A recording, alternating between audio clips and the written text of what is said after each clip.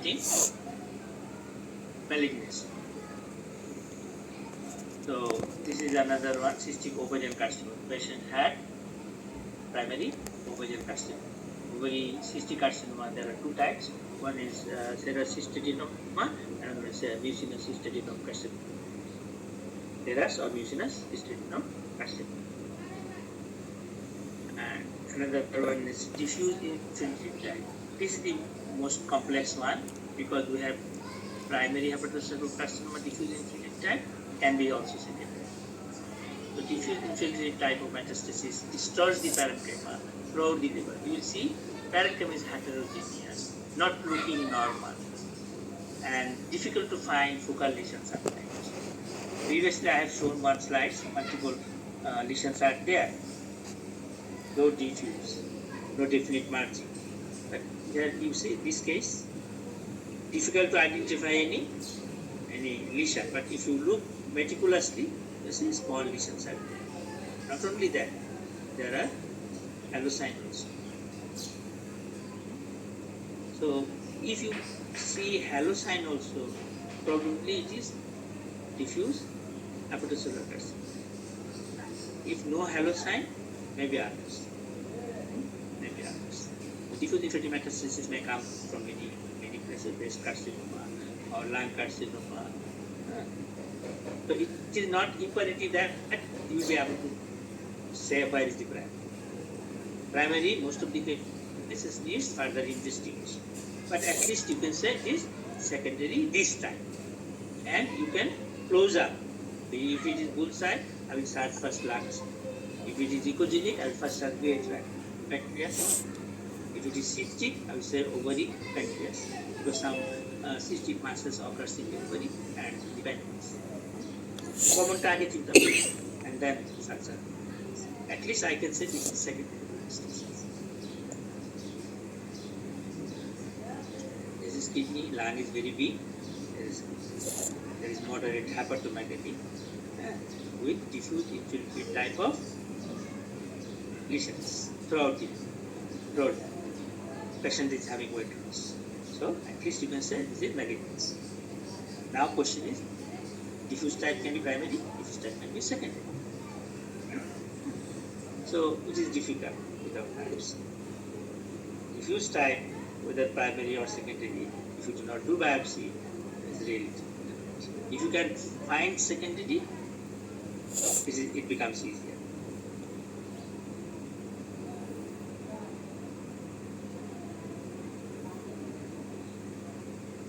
Another case of diffuse metastasis, you see, there are multiple diffuse lesions, no definite border of lesions. Liver looks haphazard, and patient is having weight loss. That is the clue to say this diffuse type of secondary metastasis. And this source is pancreatic adenocarcinoma. This is lateral side. Directly with this you cannot say it is pancreatic adenocarcinoma. Another character of secondary metastasis is that usually secondary lesion does not show color Doppler is done, and this mass is not showing vascular. Usually secondary lesions in the liver do not show vascular. Primary hepatocellular carcinoma will show internal liver vascular. And another character is detour sign. Detour sign is if it is close to the hepatic vein, usually it is not compressing the hepatic veins or portal veins. Detour means vein-টা ঘুরে গেছে, block করে যাবে. This is another character of secondary metastasis. detour sign. So colored Doppler sonogram Tandros view shows the hepatic vein is placed around the metastatic lesion. No internal flow is seen within the lesion. Characteristics of a metastasis. Used colored Doppler sonography, internal flow can be seen in 33% of metastasis. Not all, majority do not show. 33% will show. That means 70% almost will not show flow.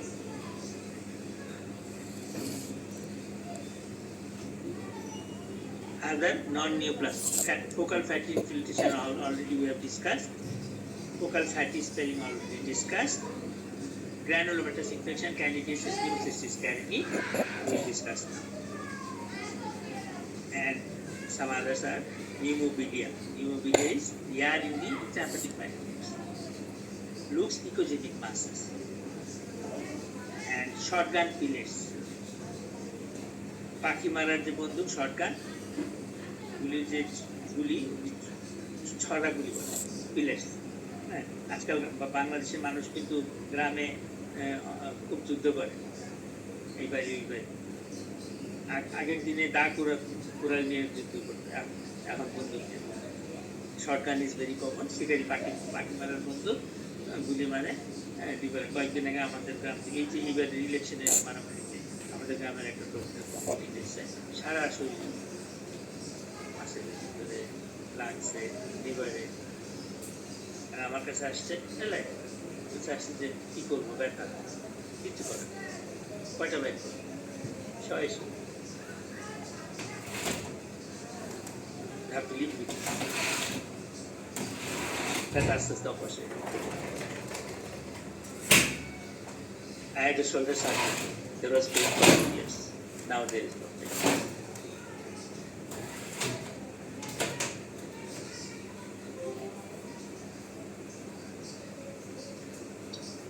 So granulomatous infection is important here.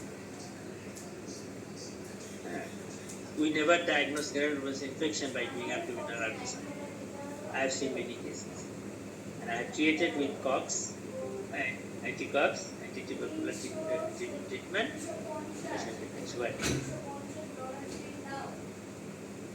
So granulomatous infection may be 3 types: tuberculosis, sarcoidosis, histoplasmosis. The last two is very rare. Tuberculosis is very common.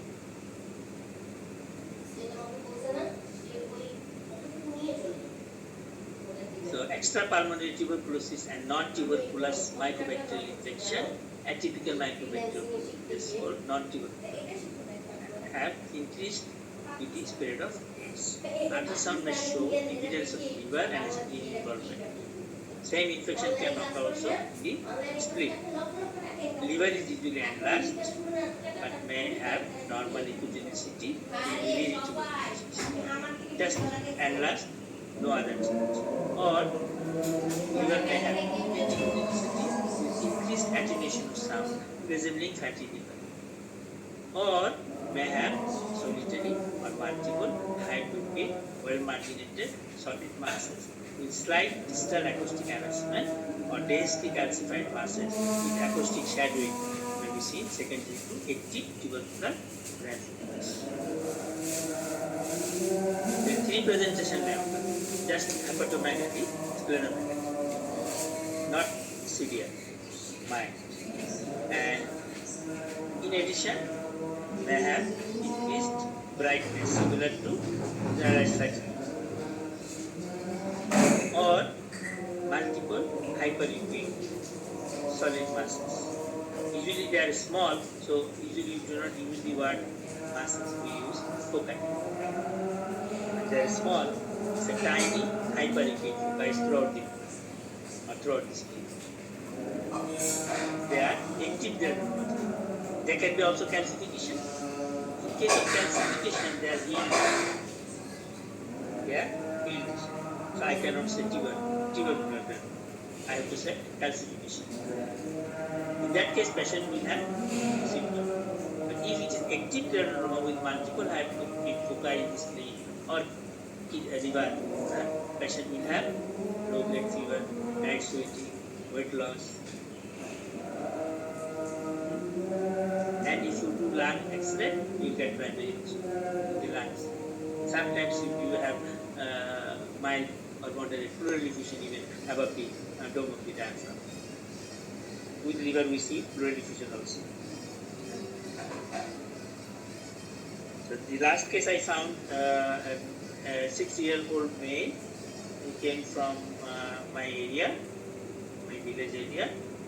He had complaint of loss of appetite, weight loss, and cough, and low-grade fever, night sweating also. questioning, and I did first ultrasound because ultrasound machine is in my room, and I found hyperliquid foci, both liver and spleen, and then I sent him for a chest X-ray. So mild pleural effusion is also there. I sent him for chest X-ray. Test also showed biliary tuberculosis. So I started therapy within 1 month, everything. And this slide is here. This slide, the same man, this slide is here. The hyperfoci in the liver was not so big, but the spleen so big. So I have given the picture actually spleen. This is actually spleen of that patient, and my pleural effusion is there. It's my own patient. So if you take history, your diagnosis will be better. So you will suggest and confirm by other investigations. So lateral multiple tiny hyperliquid foci may also be seen throughout the liver due to active chronic tubercular granulomas or inactive calcified granulomas. If it is inactive, already healed, the patient has no symptom. If it is active, patient will have symptom. That is the important thing to understand. So active multiple tiny hyperliquid foci throughout the splenic parenchyma in a patient with history of cough, low-grade fever, night sweat, and evidence of biliary tuberculosis in testes.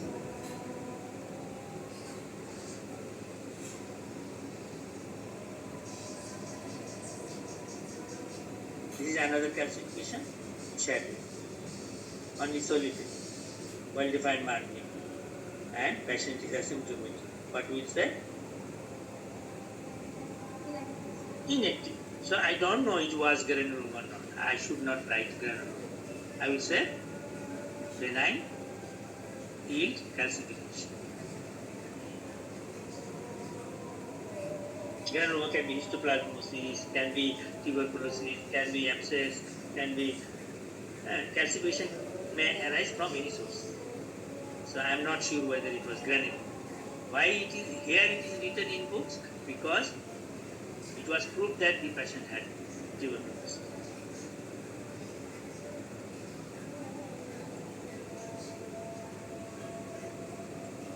Lungs are very common.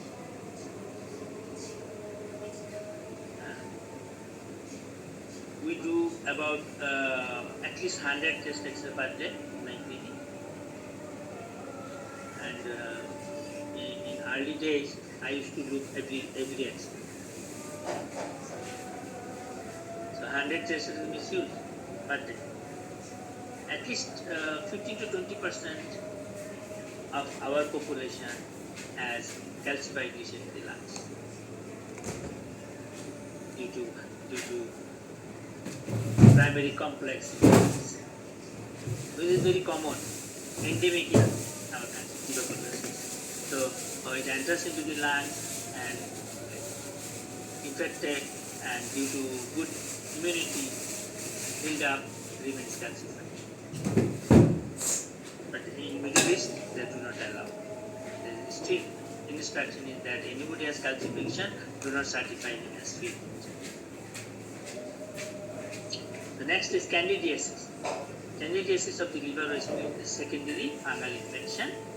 It occurs usually in immunosuppressed patients with neoplastic disorder like leukemia, lymphoma, or patients with liver or renal transplants, because transplant patients are getting immunosuppressive drugs, that is mine, or patients with long-term steroid therapy, immunosuppression, and hyperelimation, long-term parenteral nutrition. There becomes starved actually. They are getting only blue and salt. So there is no protein. So people get starvation or real prolonged starvation, and pregnancy also raises the risk of hunger. So these are the background when we think of candidiasis. Candidiasis can occur in the liver, can occur in the spleen, can occur in the kidney, can occur in the urinary bladder, can occur in the genital tract of female, and oral pupillary, monilisis, oral thrush, white spot you see in the oral cavity. So whenever you are diagnosing candidiasis in the liver spleen, patient is good. Let's see the oral cavity to confirm oral thrust inside. So far I have checked and found each and every case affecting liver. Ultrasound feature, 4 patterns has been described depending on stage of the disease, not type, stage of the disease. When fungal infection is active fungal infection, the first lesion will be wheal within a wheal. When it improves slightly, it becomes bullseye. Further improves, becomes hyping. Complete heals, becomes ecogenic. 4 stages. When it is ecogenic, patient is already completely cured. There is actually calcification, tiny small calcification, no shadow. Because if calcifications are less than 4 millimeters, it will not produce shadow. So you have to remember 4 stages. First is wheal within a wheal, second is bullseye, third is hypoechoic, fourth is hyperechoic foci. Wheal within a wheal, it has 3 parts. Central hypoechoic meters, bullseye central ecogenic, but it is very central hypoechoic. It is the actually meters or the fungus level. And if you can do FNSP, you will find the mycelium of the fungus effector part on right side, the microscope. So central hypoechoic, this hypoechoic is the growing fungus, and it is surrounded by an inner ecogenic, which is again surrounded by peripheral hypoechoic. So bullseye সাথে পার্থক্য কি? What is the difference? Bullseye centrally ecogenic, peripherally hypoechoic. Only 2. It is centrally hypoechoic, then hyperechoic, then hypoechoic. And wheal within a wheal is only seen in candidiasis. No other difference. Bullseye is the next stage. Classic for this diagnosis and consists of a hypoechoic mass containing a central small hyperechoic solid area. Central hyperechoic meters within the target pattern lesion probably consists of inflammatory cells rather than growing fungus. Hypoechoic lesion, most common pattern. And ecogenic or hyperechoic foci, healed calcified lesion with or without a visible degree of acoustic shedding. Acoustic shedding depends on the size of the mass. The size is larger, they will show acoustic shedding. But usually candidiasis does not show acoustic shedding, they are always small. So differential diagnosis. For wheal within a wheal, no differential diagnosis. This candidiasis. Bullseye can be secondary metastasis. Rather, first we will think secondary, because secondary is more common than candidiasis. But we have to rule out candidiasis. So background story will tell us, will guide us, and oral thrust will guide us. Hypoechoic lesion we have seen in secondary also. But in candidiasis, it is more healing. Now patient is much better. But if it is secondary, patient will go worse and worse. So clinical stories again will help you to think whether it is secondary or candidiasis. And candidiasis have some specific background. Then ecogenic. Ecogenic is completely healed lesion in case of candidiasis. Patient is now completely normal, asymptomatic. But ecogenic foci numerous, maybe active granuloma, maybe tuberculosis, maybe sarcoidosis, maybe histoplasmosis. But our country more common tuberculosis. So we usually think of tubercular granuloma. But in that case, patient will have symptoms. In candidiasis, hyperechoic foci, healed lesion, no symptoms. Previously patient was healed, now no symptom. In active tubercular granuloma, patient is having symptom. All features of tuberculosis. So differential diagnosis I have discussed. one more differential diagnosis is pneumocystis carry. But pneumocystis carry background is AIDS. And you will get massive splenomegaly. Pneumocystis carry infection always, which is actually majority affects to the lungs. Respiratory pneumocystis carry infection may also affect the spleen and liver. But almost all cases of liver and spleen you get hepatosplenomegaly. Especially in the spleen, AIDS causes, in active AIDS, there will be massive or gross splenomegaly, not mild, over which there are multiple hyperemia.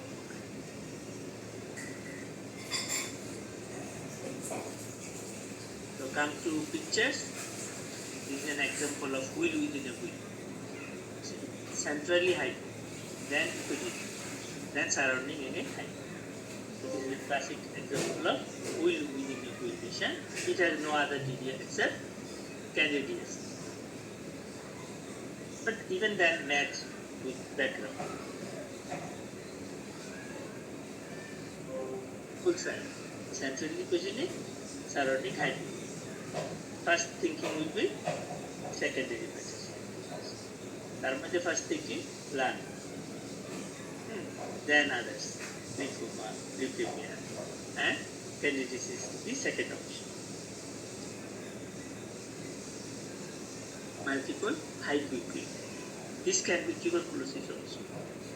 Tuberculosis sometimes appears as this type of lesions called microabscesses. Microabscesses.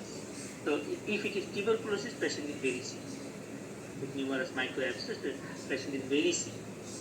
But if it is a candidiasis, patient is improving. Patient was more sick, now better than before. Hyperliquid foci. Here I have shown solitary, maybe numerous. Pneumocystis carinii already I spoke of.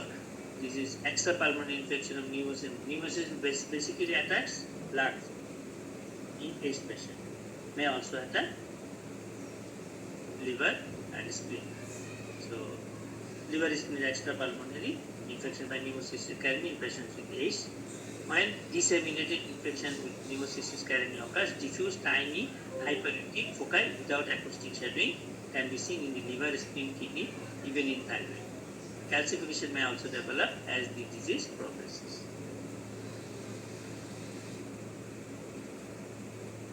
So this is two cases.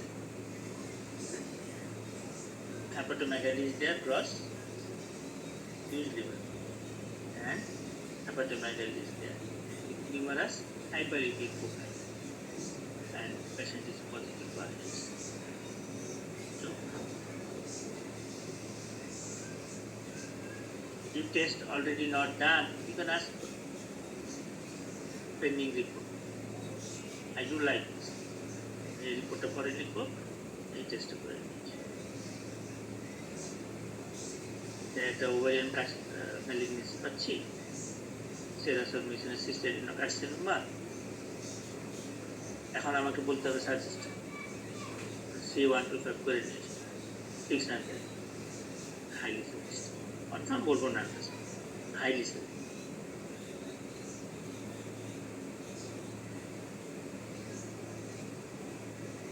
so these are nothing, just I have reviewed how you think. Already I have discussed how you think of differential diagnosis in different cases. Some points are also extra there here. These may also come into differential diagnosis in case of benign non-neoplastic masses, intrahepatic biliary calculi, stone, intrahepatic bile duct stone also will show hyperliquid foci. But how you will understand? Yes, bile duct will be dilated process. You will see fluid in the tube with hyperliquid structure with or without shadowing depending on the size. That all depends on size. If bigger, there will be shadow. Small, less than 4 millimeter, there will be no shadow. And sometimes patient will have obstructive jaundice also. Sometimes, not all. Because it is in the liver. So So this is called hepatolithiasis. One differential diagnosis of hyperacute foci multiple with or without shadowing is hepatolithiasis. They are actually stone bile ducts. Number 2, surgical clips. Surgical clips, say a patient is having gallbladder stone and already laparoscopy done. So when laparoscopy done, surgical clips are there. Stitching to corona, surgical clip. So when doing liver ultrasound, you can see the clips as hyperacute foci. This hyperacute foci is a specific artifact of a thing.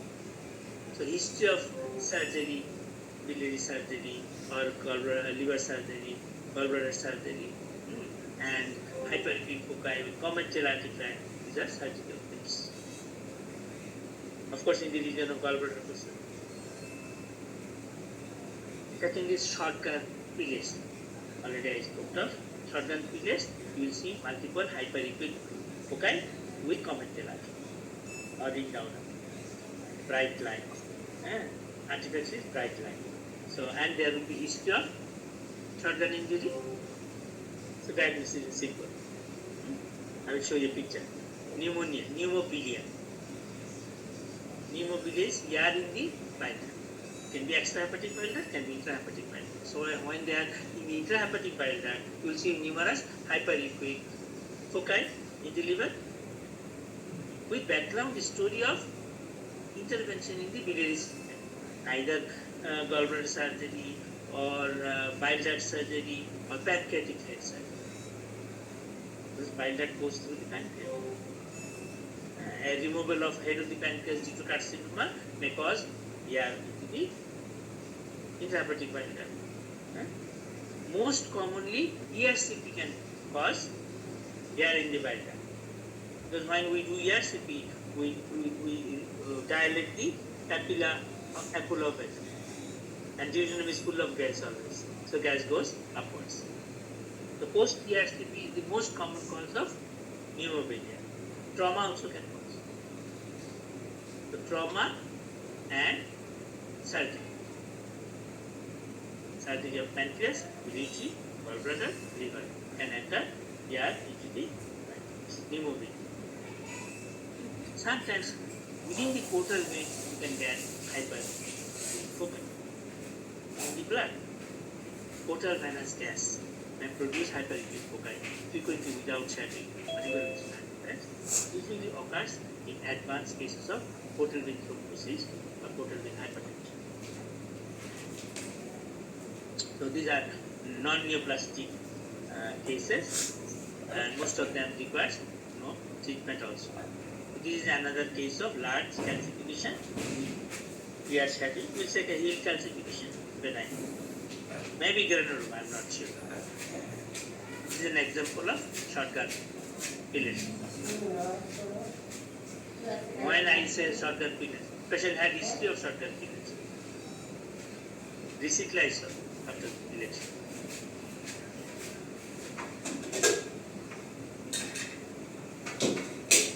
And these are also hyperacute foci with shadowing. Patient had an history of ERCP.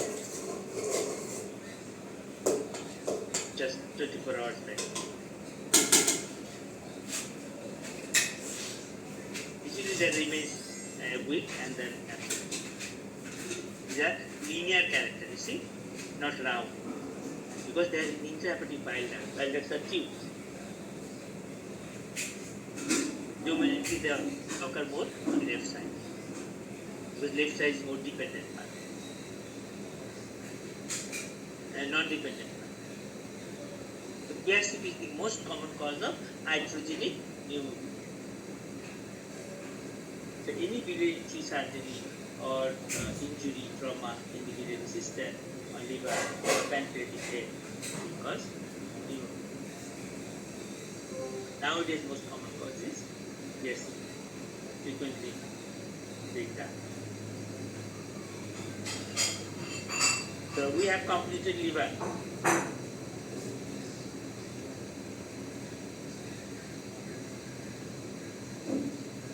Next we will start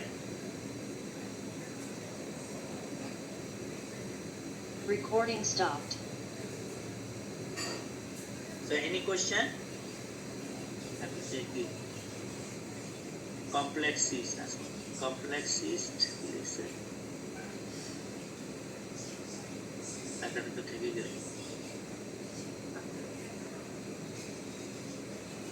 Complex cyster single and multiloculation কখন বলবো? Single and multiloculation. If there are septa into the cyst, look for how the septa are. Septa, say this is this wall and this wall. From this wall connected. That means a septa divided the cyst into two or more portions. It's called multiloculation.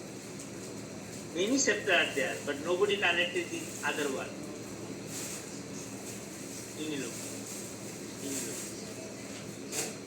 This character is very important when we classify ovarian mass.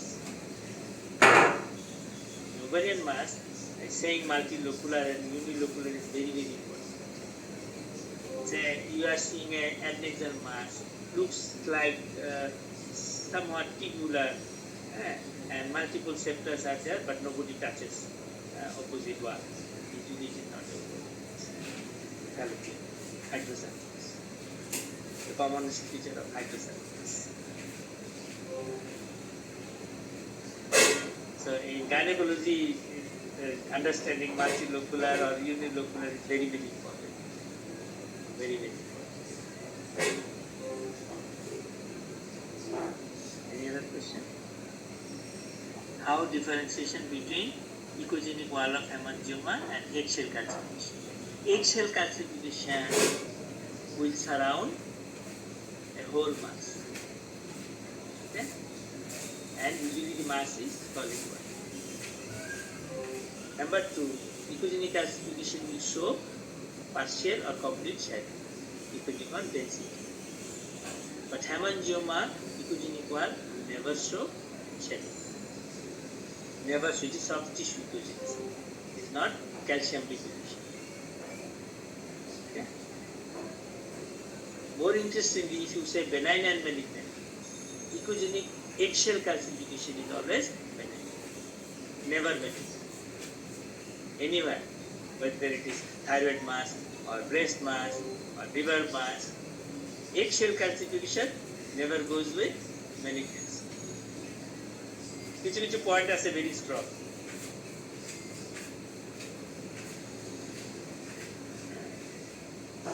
I found a picture of identities.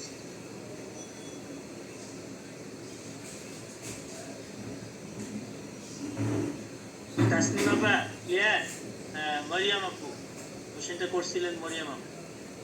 Tasnim আপু করছে liver parenchyma কি stone হতে পারে? Yes, just now I have said. You can see stone in the liver parenchyma. Actually, liver parenchyma. Actually, they are in the intrahepatic parenchyma. This is called hepatolithias. But this is not in liver parenchyma. They are in the fibers, intrahepatic fibers. My father had a lot of intrahepatic hepatolithias. And sometimes they dropped to the common bile duct. 3 times we have done. Yes. Last time we have removed 23 stone from the common bile duct.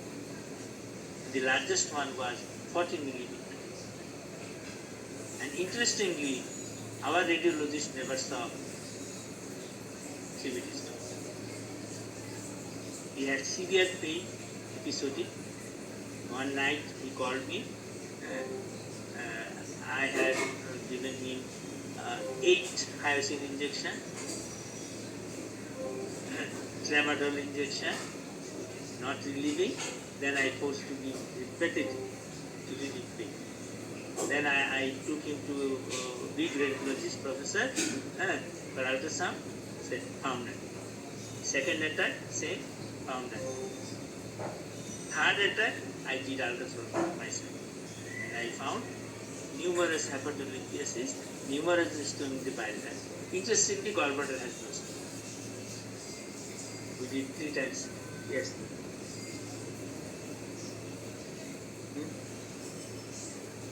So পাইলটা এসে তো তার main origin হলো liver, liver থেকে নেমে আস্তে আস্তে নেমে এসে পাইলটা যেত গল্পটা। ফরমেশনটা হচ্ছে ইট্রাক ড্রপ টিচিং 3বার করছি, লাস্টে কি করছি আমরা ক্যাপিলারটা কেটে অ্যাপুলারটা বড় করি। এরপরে মাঝে মাঝে ব্যথা হইতো, ব্যথা থাকতো না, দেখে কাজ করে যেত।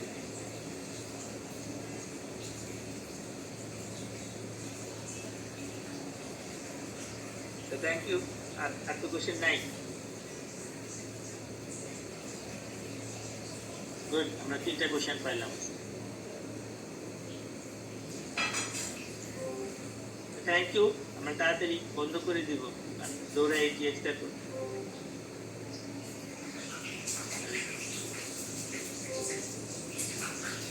আমি না ঘুমাইতে পারলে যেমন তারাবির নামাজ পড়তে খুব কষ্ট।